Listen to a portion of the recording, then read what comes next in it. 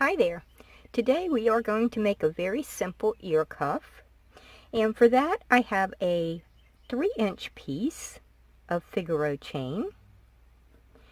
I have charms to represent Alice in Wonderland. I totally love Lewis Carroll's Alice's Adventures in Wonderland, and I still read it every so often. I have Alice, a key, the Mad Hatter's hat, and the rabbit. Now, I purchased these charms from an Etsy shop in 2009, and that shop no longer exists. But if you type Alice in Wonderland charms in Etsy search, you will get tons of them. Not just these, but tons of them.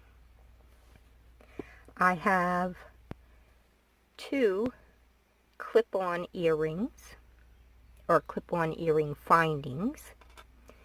I have 4 jump rings, and then I have these super cute, super sweet resin no hole flower cabs, and these are from Lula Bead Supply, and it's lulabeadsupply.etsy.com, and I will put a link in the description.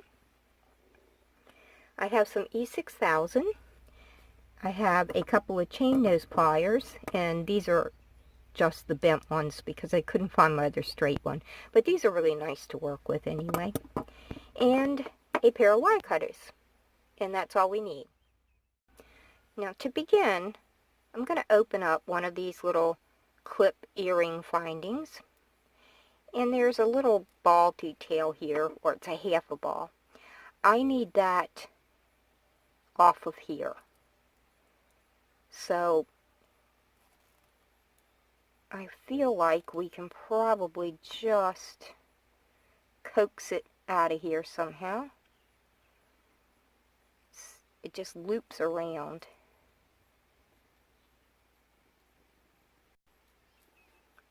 Okay, this is going to be the hardest part of the project, and I can't believe it's going to be that difficult. Okay, let me see if I can grasp it this way. And pull. There we go. That worked. See, it's starting to come up. And let's just go ahead and open this all the way. Work it back and forth, and it's gone. Now do that with the other earring finding. Now I'm going to take one of these sweet little cabochons and put a tiny bit, well, that was more than a tiny bit, but put some E6000 on it. And I'm going to put it in place of where that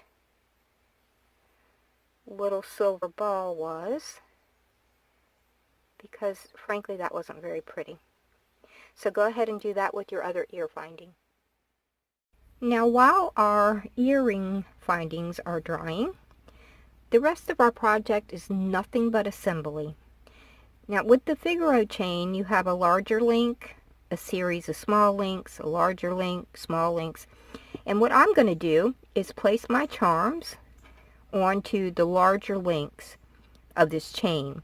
Now I'm not going to put one in the top because I'm going to use that to connect to the earring finding.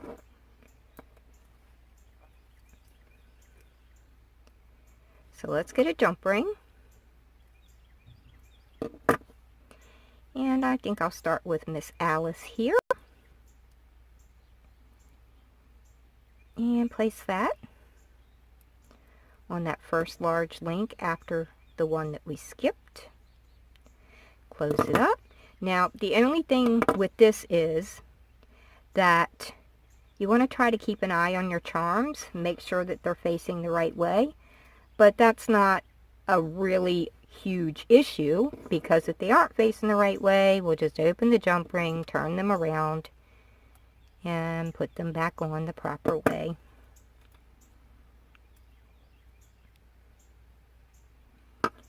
So I'm going to go with my key next.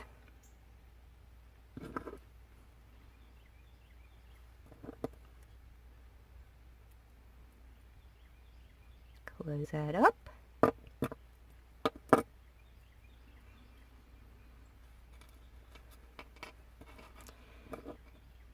Do my hat next.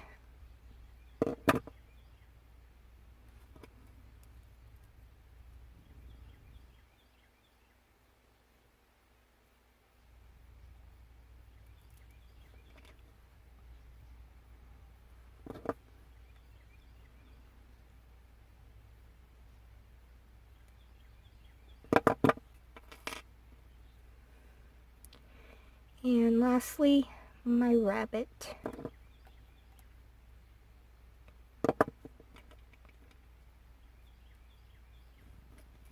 And let's place that on our chain.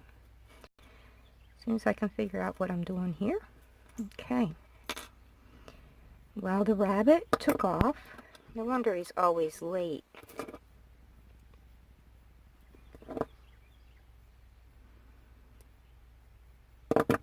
And then we have one last link to go on to our other earring finding. Now, we have to wait for our little roses to dry before we can move on. Alright, my little rose cabochons have dried, and these are 7.5 millimeter, by the way. So I need this first earring finding to face this direction. So I'm going to attach my chain with that in mind.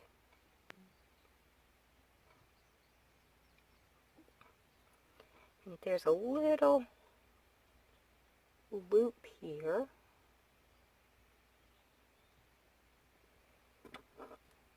On this finding, and I got these at Michael's. So we have one facing this direction.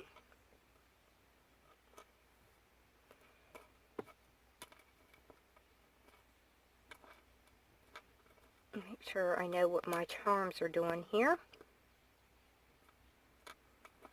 And now for this one, we need this one to be facing in this direction. Let's go ahead and put this chain on, and then we will check our charms to make sure that they are all in the right direction. Close that up. Okay. So this direction and this direction. The rabbit is correct. The hat, the key, and Alice. Honestly, I think that's the first time I've ever gotten them correct in one go. But guess what? We're finished. We are all done with our ear cuff. Now I'm going to grab my silicone ear model. I'll put a link in the description.